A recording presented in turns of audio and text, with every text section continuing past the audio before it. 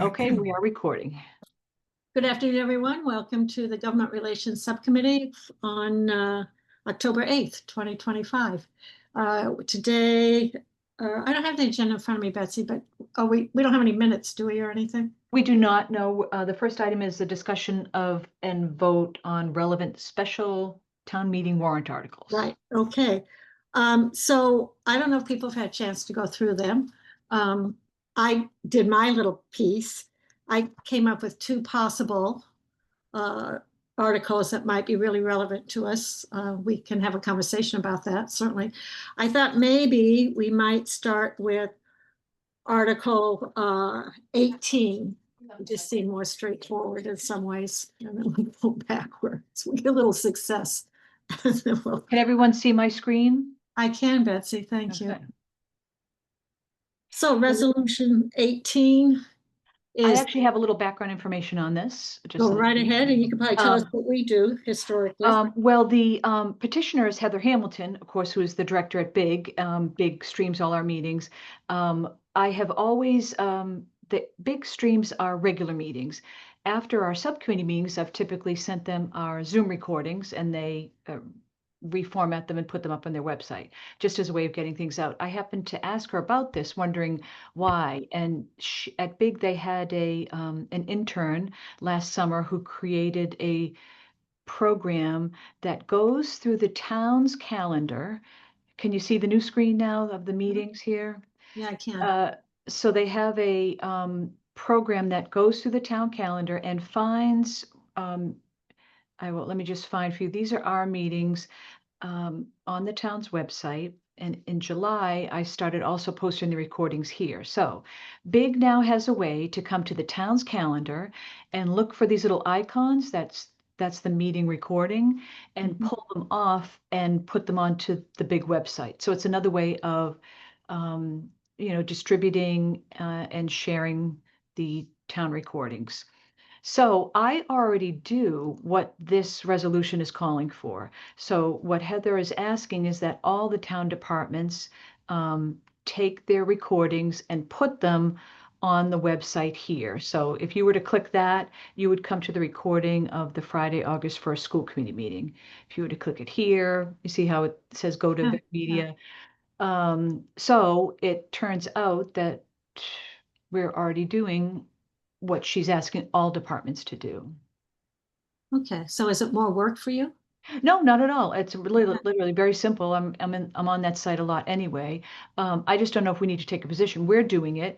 I presume that to be honest with you, I didn't know about this until July 1st. I think it had been an option that was available sooner. I happened to see that the select board did it, so I asked them how. So I think Heather's just trying to make sure all the various departments that are already recording their meetings also take a moment after the meeting to link it up again back on this calendar page, so that a member of the public can come here and find all the documents in one place. So for instance, August 6th, I can find the recording, right? Yeah. I can open it up and I find the minutes and a packet, the whole thing. So, Nice. So, sorry, Betsy, yeah, no, I was done. jump. So, of course, because we have the best support staff in Betsy, our stuff is fantastically organized. And I can see why in some ways so I don't know how, usually this is my first time on this subcommittee. I don't know sort of what the criteria tend to be for what we take positions on. But I do find there are times where when I'm considering something that is relevant to my school committee work, I'm looking for recordings from other committees and can't find them. So I appreciate Heather's suggestion with this article. I personally support it. So I think all things being equal, it could be nice for us to put our support in, even though we are already in compliance. But I do think there are definitely times where I'm looking for something, whether it's a building commission, a school building committee meeting, Those are two that actually are really, they don't post them. And then you have to email somebody and it's a whole thing. So, so I personally support it and would be nice to support Heather. Well, we're lucky, we always posted them on our meeting materials page. So if people knew about that page, they could find them, here. Yes. But not until we had this new function. Other departments or other boards didn't have a place, like, we always put our recordings here, Yeah. recording, meeting recording.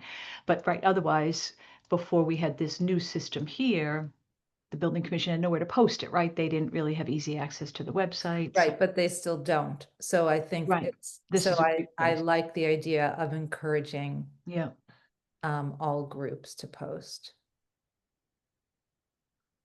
So as Suzanne will explain, we've typically, and you can let us know if you want it here, on the items that this subcommittee felt they wanted to move forward, we would then have invited the petitioners to come to a school committee meeting to potentially, talk about the item. And we don't have to here if we feel like we kind of can read it in it, but we would put anything that you guys decide today on the agenda for the 22nd. I would not want to create more work for Heather or any petitioner, because I don't think anything that might even peripherally touch us is particularly controversial. So I wouldn't want to create work for Heather. I wouldn't want her to have to come. But if people felt like, and maybe it's not even worth devoting 5 minutes of school committee to, but I definitely support the initiative. So Right, like Betsy said, we wouldn't have to have Heather come. I mean, okay, it's pretty straightforward. I don't Yeah. think she'd be offended about not coming. okay. So we wouldn't have to have her come. Okay. I mean, we don't have to. So, we go through the articles and we just kind of think about which ones have Yeah. direct impact to us. Almost all of them have some indirect impact because we live in the town, but not necessarily for the school. So we don't have to weigh in on this. We can vote yay to support, no to not support, or take no action. Isn't that our third option, Betsy? Yeah, it's really up to, I mean, we wouldn't make a statement of no action. So what we've typically done for other warrant articles in the past is we have typically voted to support them. Whoever, is sort of leading that wish to support would write a short little statement. We send that to the town administrator's office by November 7th, so it can become part of the combined report. And then it's among the documents that the town meeting members look at. So we would take any action like that at the October 22nd meeting, and that'd be plenty of time to meet the deadline with the town administrator's office. Bob, you have some thoughts on this, one way or the other? I think we probably shouldn't make a generic policy decision in the sense that maybe there are, something will come up that we do want someone from the town or from some organization to come before us and have a conversation. No, I'm just talking about this particular one. Oh, this is fun. Yeah. Okay. So do we want to bring this forward to the school committee? It won't be very controversial, I don't think. I think we should. I think it's like a nice sort of, again, even though we have the luxury of Betsy keeping us in excellent compliance, I do think that for all of us to do our jobs, sometimes we want to see what else is going on in other committees, and I think this would be good practice to encourage with amongst all our partner committees and boards. Right. And we're doing it. So thank you again, Betsy. Bob, go ahead. Yeah, I mean, so is Heather going to be invited or not to the October 22? No. She doesn't need to be. Did you want her to be, Bob? Do you think the committee needs to hear her? No. Okay, then I would say no. That we would say no. But let's take a vote on for supporting this Article 18. Okay. Bob, how do you vote? I vote yes. Yes. Carolyn? Yes. And I vote yes as well. So that will come up on, what'd you say, October something? Yeah, our next meeting after this week is Wednesday, October 22nd. So I'll put it as a school committee action item that night. Okay. And I'm sure Heather, presuming that the full school committee votes to support it, she'll appreciate our eventual statement of support. Yeah, I think she will. Yeah, she's trying to do a good job there. Okay, so before we go to Article 11, was there any other article that somebody felt should come to the school committee? Carolyn? I wonder whether, and I don't feel strongly, but I wonder whether it might be nice for us to discuss 10, name a baseball diamond for Joe Campagna. Open to discussion. Bob's laughing. No, I mean, I know Joe. I mean, that's a good thing. I think Joe should get Yeah, recognition. me too. So I know Joe also. I think he's made good contributions, but that's just a little thought again for me. None of these are a hill to die on for me, so totally open. Well, I don't know Just him, like- but I take your word that he is worthy of a baseball diamond named after him. You know whose husband he is, Suzanne, is Oh, he's Peggy's? uh, I'm sorry. Elaine Dugar. Oh, okay. Do you Right. know her from the No. Baker School? She was a No. 5th grade teacher for many Oh, years. okay. Okay. Amazing teacher. Amazing, yeah. Okay. Now, Joe is, he's been around so long. He was, I think, cousin to Carol Piatelli, who was my secretary at the high school for a really long time. And Oh, I probably watched 25, 30 of the games he coached, and I didn't yell at him too much. Okay, that's good. Where is this diamond? Oh, Warren Field. Yeah. Oh, it's Warren. That's where, yeah. What's the name of that? Betsy, what's the name of that area? The cottage or no? It's got a name, that neighborhood. I mean, I would just call it the Heath School neighborhood. It's right Me off of too. Chestnut Hill Avenue. Yeah. One you see from Chestnut Hill Avenue is actually the Little League field. I'm pretty sure this is referring to the larger field just tucked behind that where Yeah. the varsity team plays. Yeah. And he ran a camp there for years. It was great. Okay. So I like it. Okay. Let's, Go Campania Field. I love it. okay. So would you like to bring this forward? Yeah. Okay, we can do that. I mean, I'm fine with that. I mean, because did a lot of stuff at Brookline High connected to the schools. He was the assistant athletic director for a long time as well. That's what it says, yeah. That's what it says. No, he's great.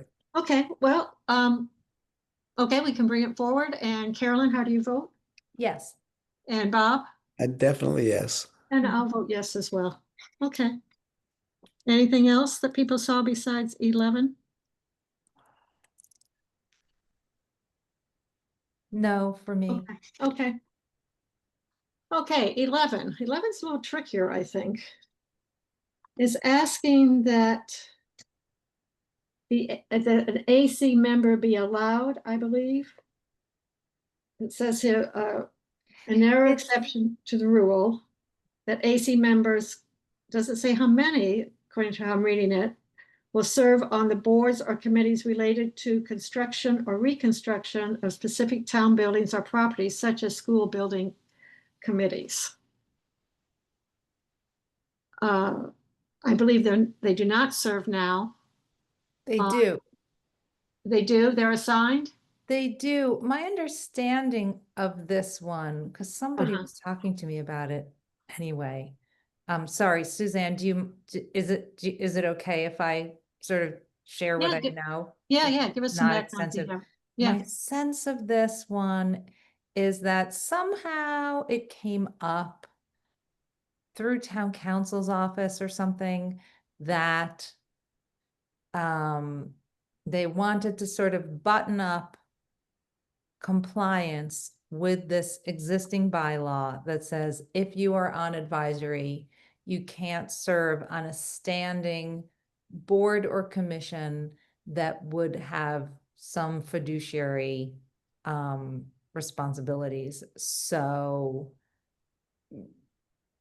and I probably shouldn't get into sort of what those might be, but became some discussion for reasons unknown to me.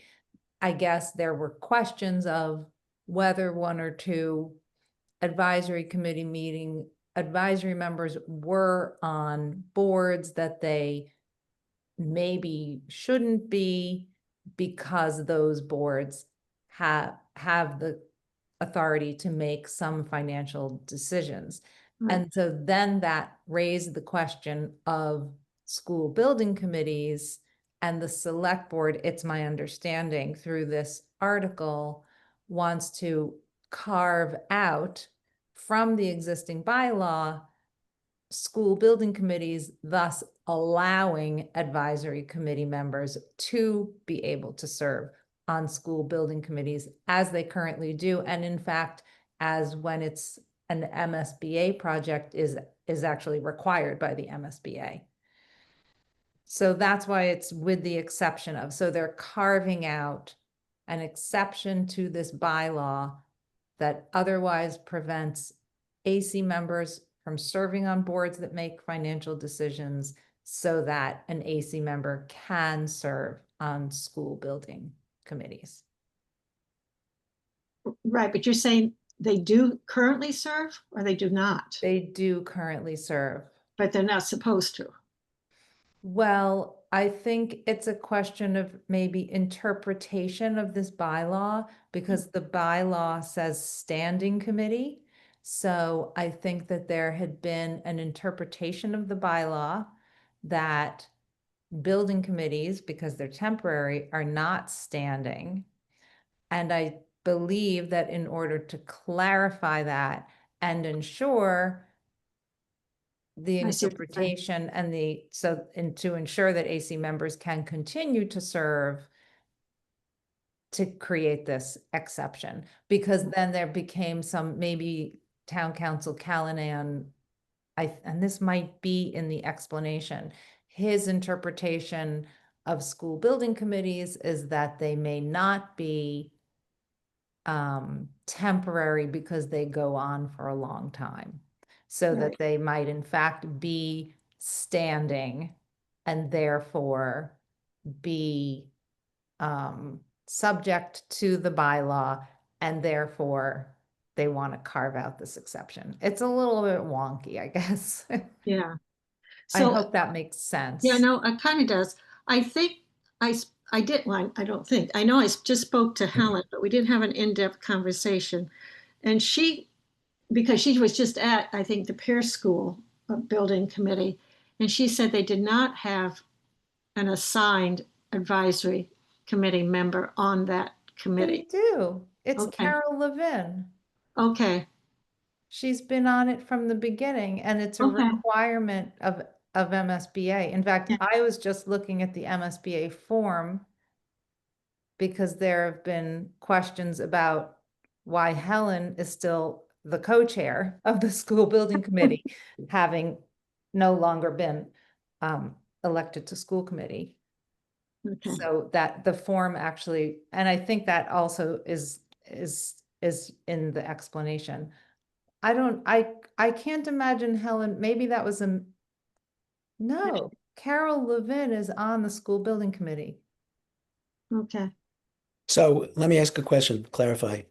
This warrant article provides an exception from a past policy allowing advisory committee members to serve on building committees. Is that what this is about? It ensures that advisory committee members can serve on school building committees. Can or have to?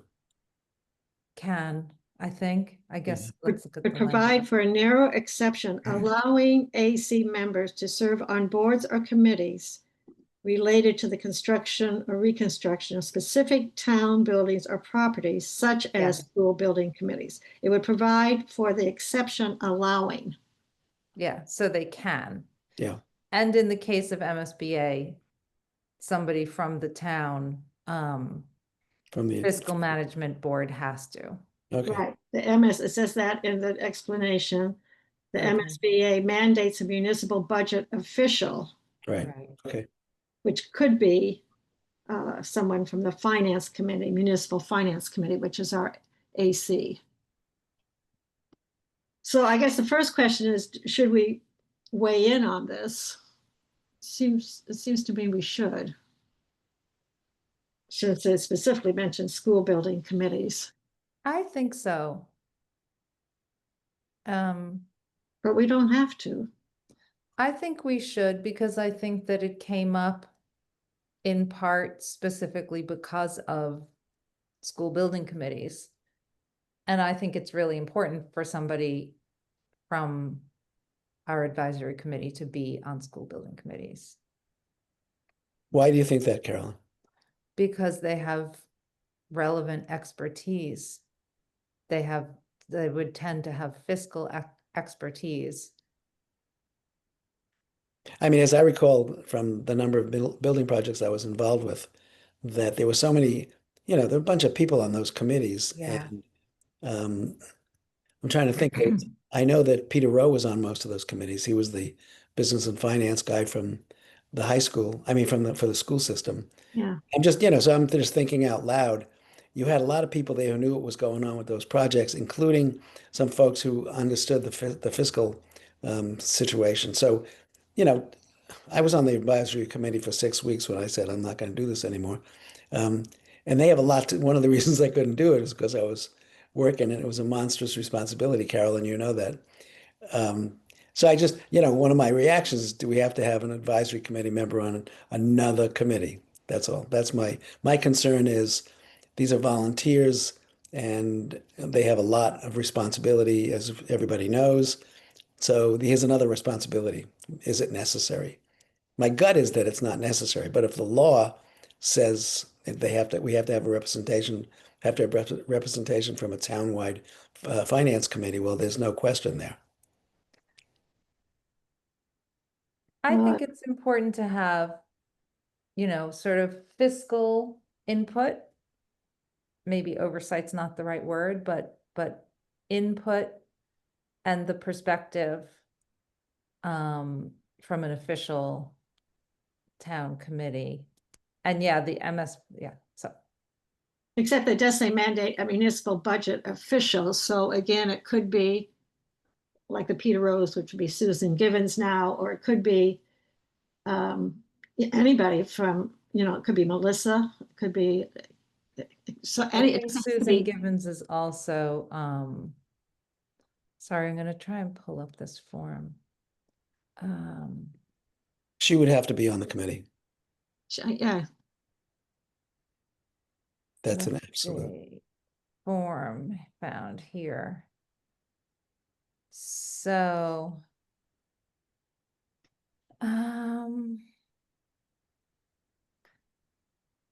how can I do this? Can I screen share? Or You put, should be able to, if you hit share, so long as you've got that or window let me see if open. I can put the, okay. I'm so not good at Zoom. Do we have comments here? uh, Do we have you have a chat? share. I see a share. Does that not do it? Let's see.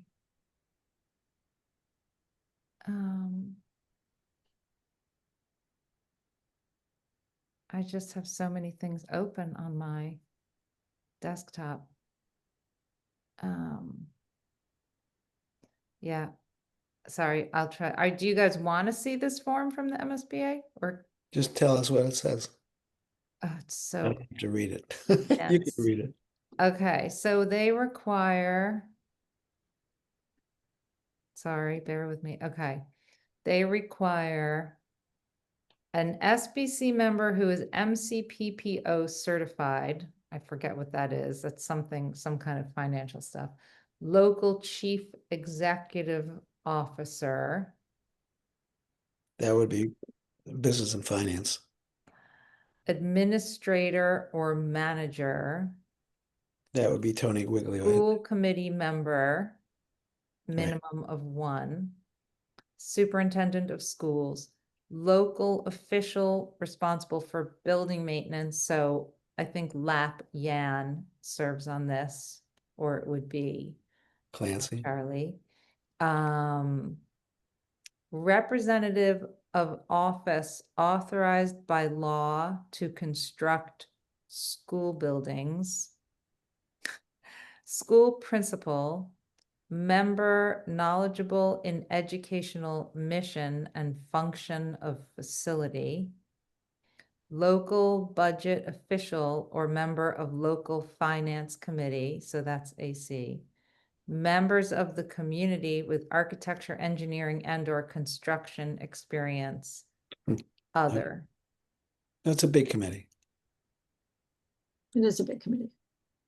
We used to have those meetings, I think every other week, maybe every week Yeah. with the But construction. the point is, they require an AC member, which is why, that is why Okay, the select board wants this, brought this warrant article to ensure that we can have we must have, a member. must have. In the case of an MSBA project, must Yeah. have. Okay, no brainer. Okay, so do we want to bring this forward to the whole committee? Sure. Okay, okay. Should Just we, for informational, really. I mean, yes, for a vote, but it's just good for everybody to know who's on those building boards, Yeah. public building. Yeah. Mm. Do you think you would want me to invite anyone to our October 22nd meeting to further describe it, or do we have enough information from the documents that are filed? Are there other members of the committee who have served on these boards? I'm sure they have, well, unless Helen is the only one who did it. Andy has been on the Pierce, hasn't he, Betsy? That's right. Val was on Driscoll. and Okay. Val Andy was at Driscoll. school. Yeah, so they know. They're very familiar.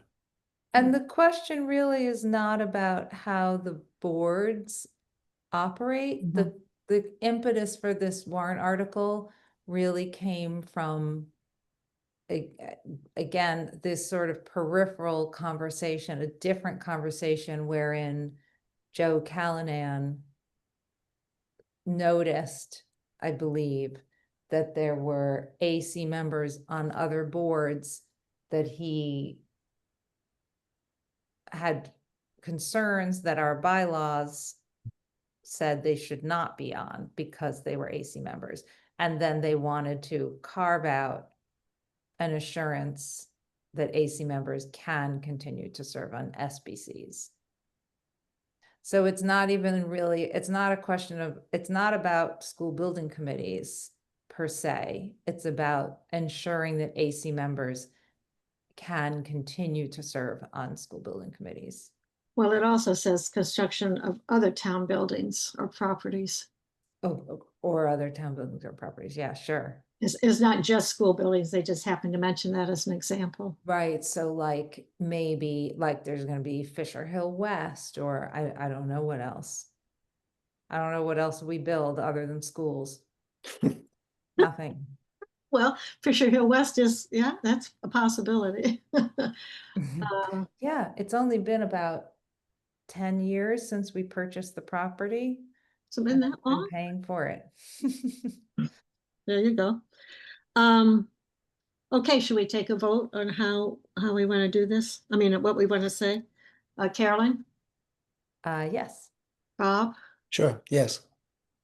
I'm going to say yes to bring it to the full committee, but I need to do a little bit of background work myself just to understand Okay. what people are thinking about this. So, Thank you, Suzanne. yeah. I think that's it for the articles, and that was our main task today. I think. Sorry. Oh, sorry. Go ahead. I have a general question, and I suppose now we've started talking about school building committees. The Pierce School Building Committee membership has changed because the principal changed, the superintendent changed, Helen isn't a school committee member anymore. Betsy, are we not supposed to ratify changes in SBC memberships? I don't think, not since I've been here. You mean, has the school committee taken votes on the SBC membership? Yeah, I thought since I've been here that we did when something else changed. I can't recall, but I'll check. Yeah, I can't recall either. I feel like changes happen all the time and they just happen. I don't know if my mind is working correctly, but didn't the school committee empower Helen to stay on the Pierce committee We did. election?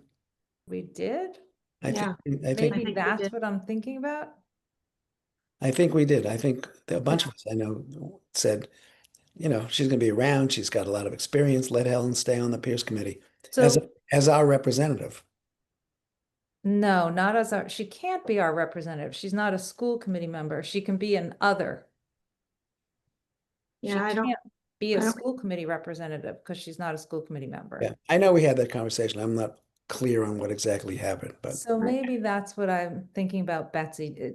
Betsy, do you remember that conversation? I don't remember it as a docketed item, to be no, honest. with I you. don't think it was. Yeah.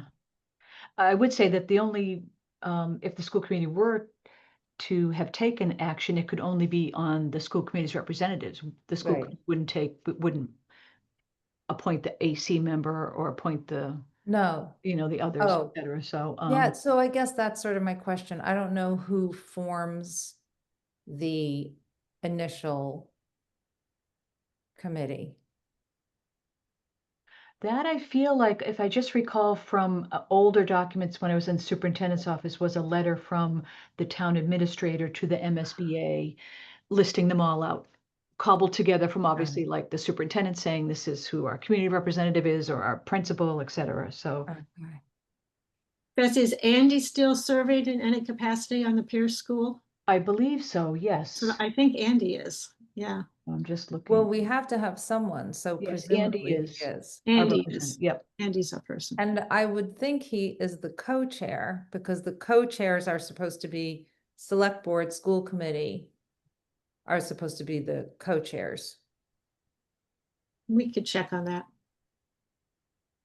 And see. Anyway, sorry, that's a digression, but that, as I said, that question came up elsewhere. Okay.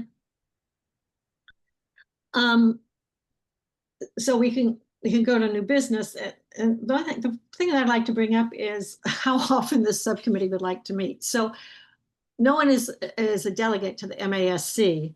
So we don't really have to go over those resolutions since we're not going to be there for a vote. I mean, people can look at it and kind of discuss it if they want, but we won't have a vote on it.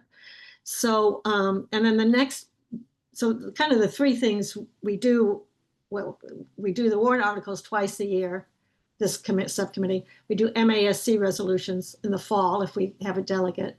And then we get ready for the panel with our legislators.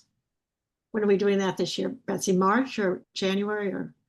We do it in February now. It's usually February. the Monday before the February vacation, which is February 9th this year. Okay, great, thank you. And this So subcommittee works on what we call our legislative priorities that we show. right, right. So that's kind of what we do for the year. So we can meet 4 times or 3 times actually, if that sounds good. If this committee wants to be more involved with things like MASC's Day on the Hill or following closer legislation, both state and federal, we could do that. It's kind of up to the subcommittee what we want to do. So I'm going to open it up to our committee members. So, I mean, I didn't realize I don't think I volunteered for this committee, but I'm very interested in government relations, period, throughout my life.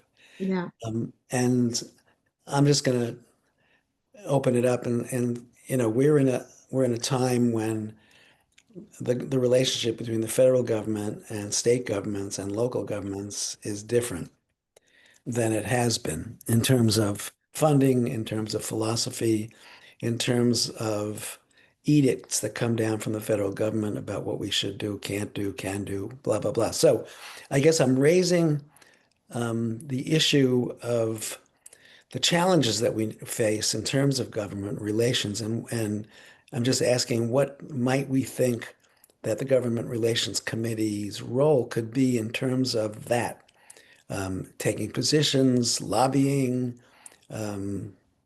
communicating, because we're in a very different environment. The Department of Education is being dismantled, much of the government is being dismantled, so I think this committee, this little teeny committee, the powerful. can choose to take positions to communicate about government relations. I'm just thinking out loud, Suzanne and Carolyn. Yeah. But one of the things that I am concerned about is silence in the face of um, troubling changes. Um, we all know the history. So, do we want to be more powerful? Do we want to change our role or add to our role to some extent? I'm just asking a question. I would probably say, yeah, let's think about that. Let's let in this environment, um, in the world of education and also educational politics, what might we do? I want to give you more work, Suzanne. Yeah, there you go. There you go. Well, just so so there's two ways that you can be powerful around all that's going on. One is as the individual, right? I mean, each of us can sign petitions and we follow whoever we follow. I get stuff from ASCD and we all get MASC, and I get the AFT and NEA, Yeah, bulletins, government bulletins. So, I personally am connected. right. It's how much do we bring to the whole school committee? And, if we are to have a voice as a school committee, if we are to take positions as a school committee, then it has to come to the whole committee, of course. Yeah. And that would be additional work for everybody. But again, this is the time to maybe speak up and not be quiet, for sure. So, if it's the will of this committee and of the whole committee to have us do more work around, what is going on. I mean, there are particular things I'm sure we can agree on. I'm sure there are other things we may not as a whole committee. We could do that. I think it means we would need to meet more often because we'd have to be timely, right? I mean, if there's a current legislation that's going through, then we need to be on top of it if we want to speak. If we speak 2 months later, it could all be either dead or tabled or voted down or yes or whatever. I mean, one of the bigger things that we could think about in terms of government relations is advocating for a better budget from the state. Um, I think that's an ongoing crisis that we all face. So it's not just Brookline. But I would be happy if this committee and the whole committee would, again, I just showed up, so maybe this has been done before, Suzanne. No, not recently. Not. So I mean, I think it's a no-brainer, as we think about an override, for example, for perhaps this committee and the whole committee to say, this is the challenge, fiscal challenge we face as a result of these rising costs. I mean, obviously, the override committee is going to talk about that. And hopefully, if they decide to have an override vote, they will have a compelling argument that includes much of what I'm saying right now. But I guess what I'm saying, in addition to the local work that might be done communicating to the community and asking for a vote, maybe this committee can go beyond that, recommend directly to the state, our state legislators, et cetera, and the governor that that the public schools are in crisis, fiscal crisis, and there's no end to it, and we know why.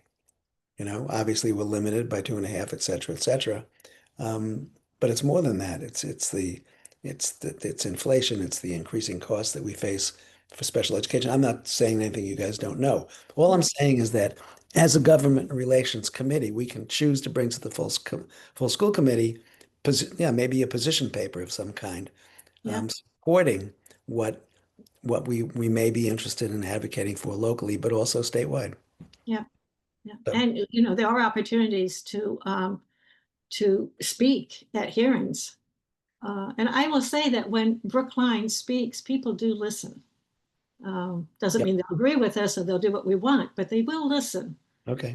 for sure. So, I mean, we can do that if we want. Carolyn, you have any thoughts about this? I appreciate Bob's perspective here. So yeah, totally open to that kind of direction. And I appreciate the thinking. Okay. So No what, original thoughts, sorry to say. I'm sorry, what? No original thoughts. Oh, no, so I'm just kind of thinking how we might organize. Maybe each of us do some homework, we come back together, we talk about maybe those really big bucket topics that we might want to pursue, might want to bring to the whole school committee, might want to have position papers on or go to the State House. There's plenty of opportunity to do that. And, you don't have to wait for MASC Day on the Hill. We can go anytime if we have an agenda that's worthwhile. Yeah. But I agree with what you just said, Suzanne, about Brookline being an important community. I had breakfast. Every 3 weeks, I have breakfast with for all the retired principals that I work with over the years. And what we were talking about is the fact that Brookline has always been the lighthouse school district. And, the people who were there were principals in the system for 25, 28 years, including me. And we were very proud of the history in Brookline of creating innovative programming that went national. And BEEP is one, and Facing History is another, and Teachers Mentoring Teachers another. There's a history here of addressing local problems that have a national impact. And what we were sort of bemoaning is that there's been an absence of that, an absence of that kind of innovation in Brookline. But I guess what I'm doing is I'm affirming what Suzanne said. And personally, when I became the head of Brookline High, and I went to conferences and I had my badge on that says Bob Weintraub of Brookline High, I was always shocked at how people would respond to it. They would say, "Oh, Brookline High." Like they go, "Wow, you're the head of Brookline High." I said, "Okay." I mean, me, I live in Brookline. I'm the principal of the school. But they, national people said Brookline, Brookline, Brookline. It's a special place. It always was. And so, in my response to what we're talking about now is, Brookline can still be that special place by taking positions that can be adopted throughout the state or even nationally on education issues. So there. so there. So one place maybe to start is to look at some of the MASC resolutions. I haven't really studied them because I know Right. we're not going, but it might be a place to see where the organization is, or sometimes there's membership. The organization membership is bringing it forward. It's not the MASC board. Sometimes it's the MASC board.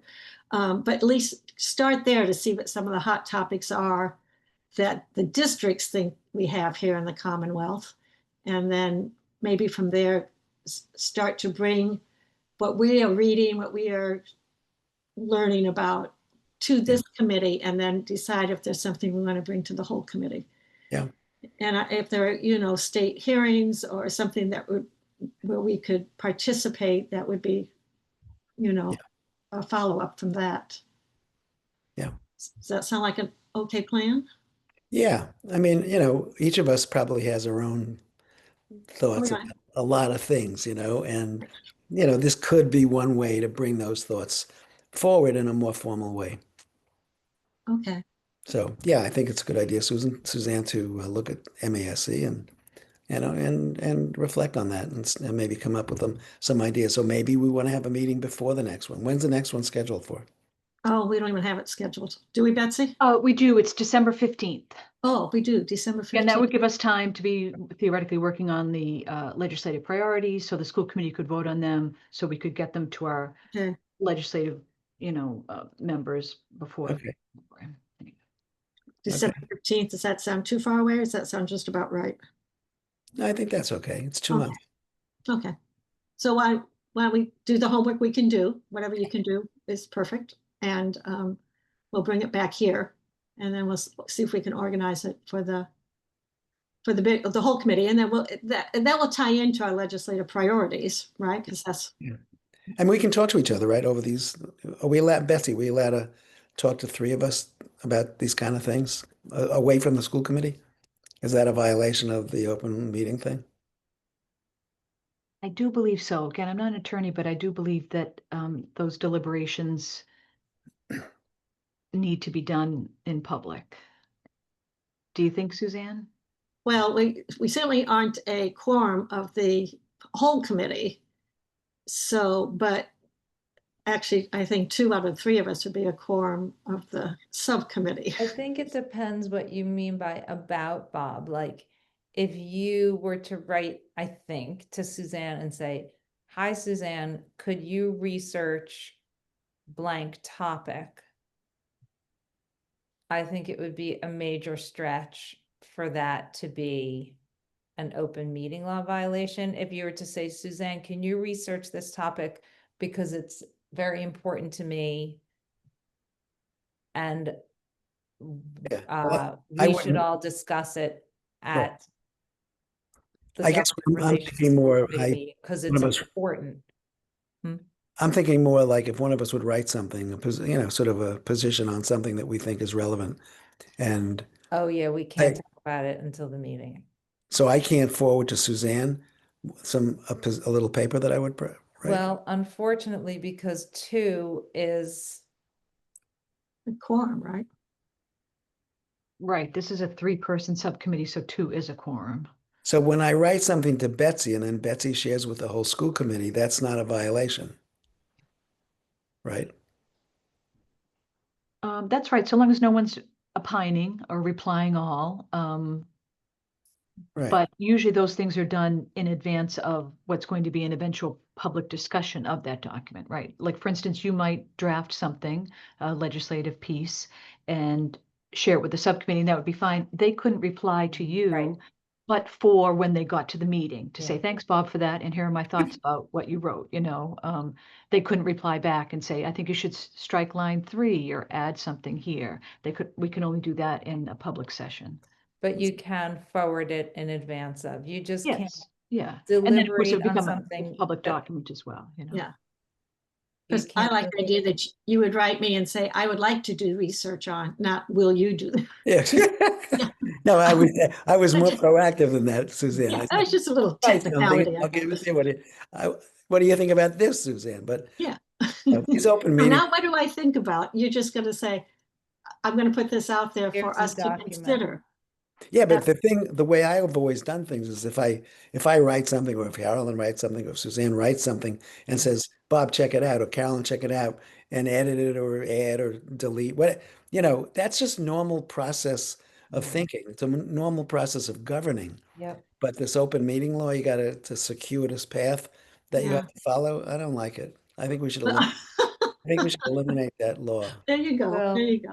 Good That'll luck. be I think there's, different leadership groups and different town councils, take slightly different interpretations of what constitutes deliberation. And in my experience, the current interpretations tend to be highly cautious. Mhm. Oppressive. I said Well, I cautious. mean, think about what the purpose of open meeting law is, so that you don't have these backroom conversations. Right. But I So, like backroom conversations. well, Except backroom conversations happen all the time. well, I understand, but that's the purpose of the law, really. And I so, mean, Suzanne, when you were the principal in Boston, for example, you led through backroom conversations.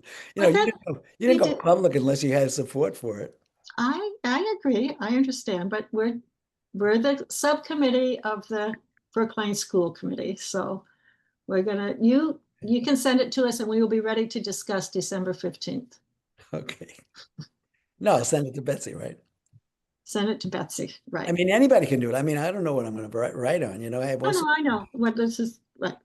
I have ideas on educational equity that I'd love to. You can write something and you can send it and say, here's something I wrote.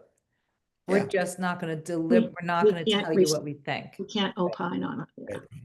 Right. Yeah. So the first one I'll write is about the end of the open meeting law. Okay, good. People fought hard to get that, so. They're actually there's great the open meeting law is very interesting, and I'm a fan of it in terms of, because I'm really committed to sort of public process Mhm. and public bodies' obligations to the public. So for me, I really love the open meeting law because it is the intention, the fundamental intention is to ensure that the public has the opportunity to observe and sometimes participate in the deliberations of public bodies that result in policy. Yeah. Interestingly, I have rarely heard it talked about in those terms in my experience as a school committee member. And I hear it talked about much more in terms of like, don't send that email, don't reply to that email, don't say this, don't say that, in terms of sort of controlling speech and behavior rather than that sort of window into public process that it's meant to afford to the public, which makes a lot of sense. What's interesting is the open meeting law does not govern the way schools are run. In other words, I was not subjected to that. No, because you're not a public body. That's right. Yeah, that's right. The whole different culture, Right. you know. This is different. We're elected officials. We're in a public body. It's different. Yeah. Yeah. So we're going to stick with it, Bob. You guys are just way more enlightened than I am. I'm like, There you go. So I'm gonna, if you've had the last word, Bob, I'm gonna wrap this up so you can quickly eat dinner before our 5:30 meeting. Right, Betsy? It's 5:30? 5:30, that's correct. Okay, so And maybe look in your calendars. We do have 2 separate links. I saw that, Betsy. That's so wonderful. Thank you. So if I open the calendar, okay. Oh, Betsy, truly, She is amazing. there are really no words. We're so lucky. That paper's not going to push itself, Carolyn. Okay, someone's got to. Okay, Thank so you, Suzanne. yeah, thank you, everyone. It's a nice little subcommittee. I look forward to our work, and I will see you at 5:30. Okay, Okay, Okay. thanks, Betsy. Bye. bye. Good night. thank you guys.